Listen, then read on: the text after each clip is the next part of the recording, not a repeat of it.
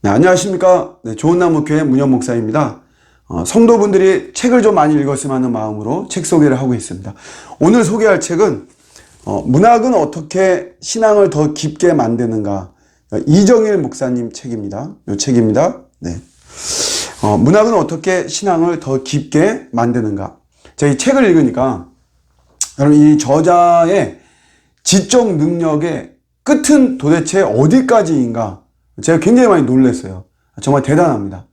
이 책에 인용된 다른 책들이 한 몇 권 정도 될 것 같아요. 제가 이렇게 각주 이렇게 보고, 제가 뽑아보니까, 인용된 책만 약 300권 정도 이렇게 됩니다.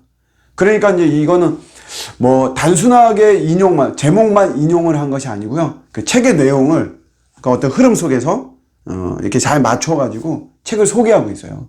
약 300권의 책을 소개하는 거죠. 대단합니다. 이게 이제 366페이지입니다. 이 책이. 이게 이제 366페이지. 이렇게 되는 책인데, 제가 이제 요거 이제 보면서 각 장마다 밑줄을 이렇게 치지 않은 그런 데가 없어요. 저도 이제 웬만해서는 잘 이렇게 밑줄을 치지 않거든요. 중요하고 뭔가 이게 참 소중하다 하는 것들 이렇게 치는데, 이 책은, 제가 뭐 이렇게 거의 매 장마다 이렇게 책을 칠 정도로, 개인적으로 이런 느낌이 들었어요. 어떤 상식이 좀 내가 많이 좀 이렇게 얻었으면 좋겠다. 요런 분들이 이 책을 읽는다면 정말 후회하지 않을 그런 책입니다. 굉장히 많은 어떤 통찰력을 주는 그런 책이고요. 그렇지만 단순하게 지식박람회처럼 저자의 어떤 지식을 나열하는 이런 것은 아니고, 자연스럽게 신앙과 연결시키는 아주 좋은 책입니다. 아무 곳을 펼쳐서 읽더라도 우리가 신앙의 자극을 받을 수 있는 그런 좋은 내용을 담고 있습니다. 이 책을 쓰게 된 계기는, 저자는 이렇게 이야기해요. 성경에는 이웃을 사랑하라고 이렇게 이야기를 하는데, 도대체 우리는 이웃을 어떻게 바라보고 있고, 또 이웃은 우리 그리스도인들, 우리 기독교인들을 도대체 어떻게 보고 있을까?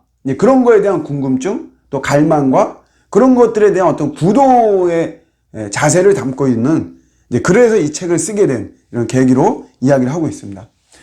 요즘 우리 기독교에 대한 세상의 평가가 사실은 좀 형편이 없죠. 좀 부끄럽습니다.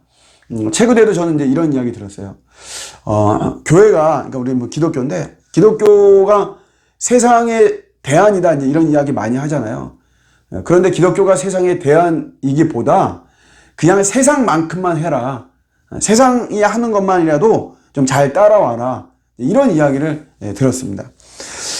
제가 이렇게 보면 사실 뭐 하나님 나라의 가치를 실현하는 것이 이 세상이 오히려 교회보다 더 속도가 빠르다라고 이렇게 생각을 합니다. 이 말은 우리 기독교가, 우리 교회가 세상에 대해서, 세상에서 많이 배워야 된다라고 하는 그런 말이겠죠. 뭐 정의와 공의를 다루는 이런 부분만 보더라도 세상이 정말 리얼하고 굉장히 적극적으로, 또 우리 이런 사람들, 우리 이 백성들 삶 속에 스며들어서 펼치는 이런 모습들을 봅니다. 교회보다도 더 앞서는 이런 모습인데, 우리가 이제 어떻게 해야 되느냐? 보통 이제 우리 기독교는, 우리 교회는 우리 기도하자, 우리 뭐 성경 공부하자, 제자 훈련하자, 이렇게 나왔는데, 오늘 이 책은 그런 것이 아니고 문학을 읽어야 된다. 문학을. 그럼 도대체 문학이 어떤 내용을 담고 있길래 문학을 읽으라고 하는 걸까? 이제 그런 거에 대한 내용이 오늘 이 책에 담겨져 있는 것이에요. 이 책에. 이제 어쨌든 이것도 인문학이잖아요. 근데 인문학을 강조하면 이런 질문을 종종 받습니다. 인문학이 구원과 연결되는 것은 아니지 않느냐? 인문학이 구원을 해주는 것은 아니지 않느냐? 그런데 왜 이렇게 인문학을 교회가, 기독교가 강조하냐? 이런 질문을 받습니다. 맞는 질문이에요. 우리 문학이라고 하는 것이 구원으로 연결되지 않죠. 구원을 할 수가 없죠. 맞습니다. 율법하고 똑같죠. 율법이 대단하고 중요하고 소중하지만 율법이 우리의 구원을 해주는 것은 아니잖아요. 문학도 마찬가지죠. 그러나 뭐가 있냐 하면 이 문학이 화살표의 역할을 하는 거죠. 화살표의 역할. 구원으로 가는 길을 알려주고요. 또 진리가 무엇인지 그런 어떤 방향성을 문학이 제시하고 양심의 소리를 듣게 만들고 이렇게 화살표의 역할을 하는 것이 요 문학이다라고 하는 거죠. 저도 이제 우리 성도들하고 이렇게 뭐 이야기를 해보면 성경 이야기를 가지고 뭐 이렇게 하다 보면 이렇게 마음을 이렇게 뭐 편안하게 오픈하지 않아요. 그런데 이게 문학을 가지고 이렇게 이야기를 하다 보면 성도들이 이제 좀 호기심도 갖게 되고 쉽게 마음을 이렇게 오픈하는 이런 경우를 보게 됩니다. 그러니까 그런 면에서 어떤 구원에 대한 또 우리 삼위 하나님에 대한 화살표의 역할, 그래서 신앙으로 눈을 돌리게끔 문학이 이제 그렇게 한다라고 이야기를 하는 거죠. 그래서 우리 그리스도인이 문학을 읽어야 되는 이유가 이런 거죠. 그러니까 설령 문학을 모른다라고 하더라도 또 문학을 읽지 않는다라고 하더라도 우리가 신앙생활을 하는데 별 지장은 없어요. 뭐 그렇지 않습니까? 뭐 아무 별 문제될 건 없습니다. 그렇지만 이제 문학을 우리가 이제 읽게 되면 또 문학을 알게 되면 자신을 성찰하고 또 하나님을 더 깊이 알게 되고 가까이 나아가게 되는 그런 모습이 있어요. 이제 이런 게 있죠, 여러분. 여러분들도 뭐 교회 생활 하시는 분들은 잘 알 겁니다. 참 괜찮은 분인데, 뭐 교회 생활도 열심히 하고 하는데, 조금 이제 무례한 경우가 있죠, 무례한 경우.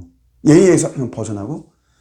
원래 예의 없는 사랑, 또 예의가 없는 종교는 폭력이다라고 그러잖아요. 그런 것처럼, 예배도 잘 드리고, 뭐 빠짐없이 드리고, 뭐 모든 면에서 그냥 괜찮은 그런 어떤 표면적으로는 그리스도인인데 공동체에서 좀 이게 어렵기도 하고요. 그의 말이라든가 행동이라든가 이런 것들이 상식에서 좀 이탈하게 되고 하는 경우. 그러면서 이제 갖는 느낌이 저분들 기도를 좀 더 했으면 좋겠다. 성경을 좀 더 많이 알았으면 좋겠다. 이거보다도 책을 좀 읽으면 좋겠다. 문학책을 좀 읽었으면 좋겠다.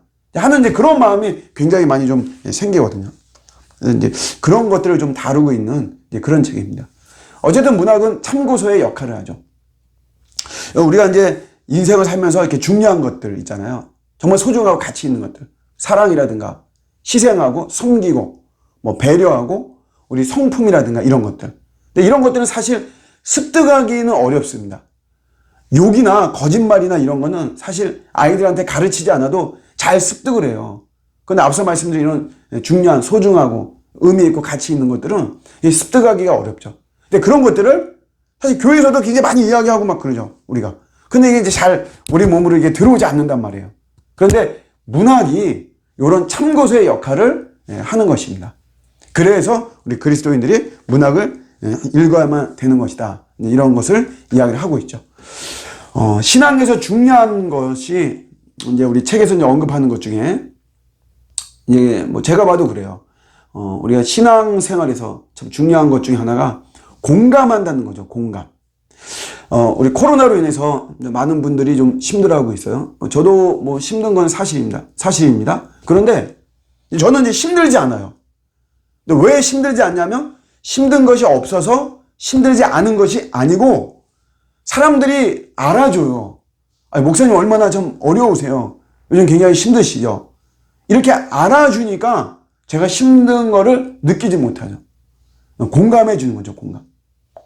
근데 뭐 반대로 그냥 목사님 뭐가 힘들다 그러세요.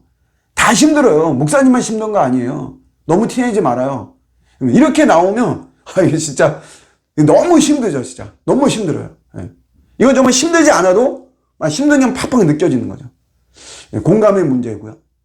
우리 공감은 감정이고 이거는 그 키가 자르듯이 이런 감정도 자라는 거예요. 공감을 이런 훈련을 하고 이런 걸 잘 우리가 막 배우고 익히면 우리가 이제 공감 능력이라 그러잖아요. 그러니까 그런 것이 굉장히 잘하고 이러면서 우리의 신앙생활이 굉장히 윤택한 신앙생활이 될 수 있는 거죠.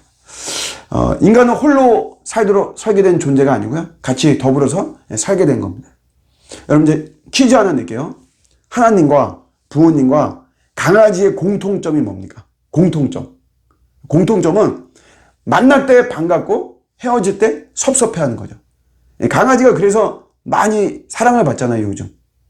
근데 요게 이제 만나면 막 반가워하고 헤어질 때 막 섭섭해하고, 요게 공감이죠, 공감.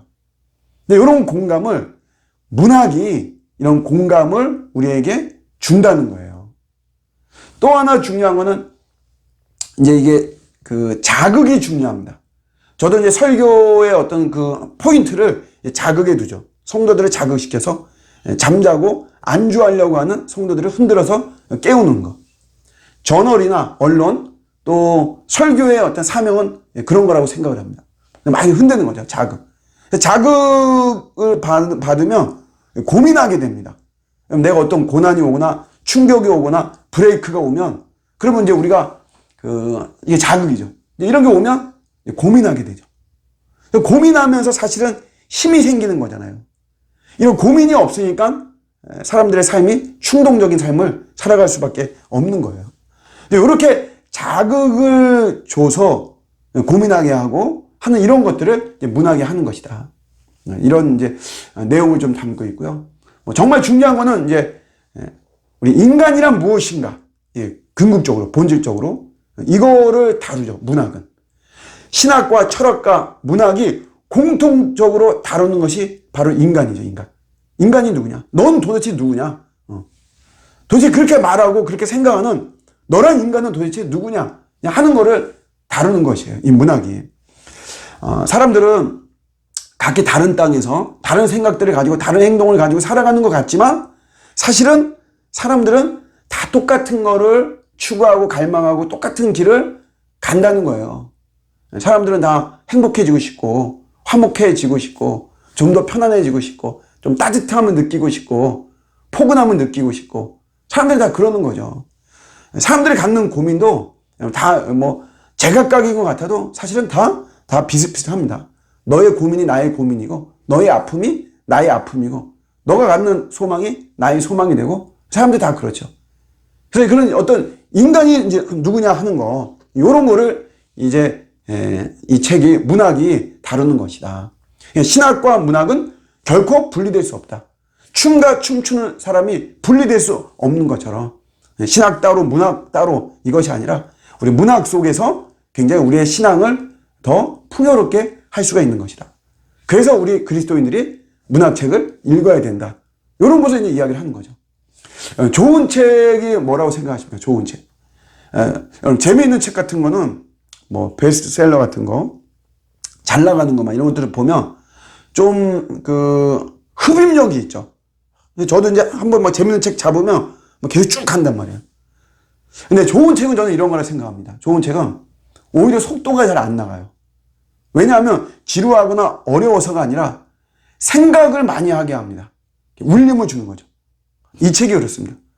좀 읽다 보면 솔직히 마음만 먹으면 366페이지지만 사실 뭐 몇 시간이면 아니면 하루 딱 투자하면 다 읽을 수 있어요. 그런데 이 책이 굉장히 읽다가 생각하게 만들고, 읽다가 가슴을 울림을 주고 생각하게 만들고 성찰하게 만들고 나를 돌아보게 만들고 또 어떤 그리움의 대상을 생각하게 만들고 이웃을 생각하고 하나님을 생각하고 나의 신앙이 바른 건가 여러 가지로 생각하게 만들고 울림을 줍니다. 그런 면에서 굉장히 좋은 책이죠. 여러분 꼭 우리 문학은 어떻게 신앙을 더 깊게 만드는가, 좋은 책 꼭 한번 읽어봤으면 좋겠습니다. 네, 감사합니다.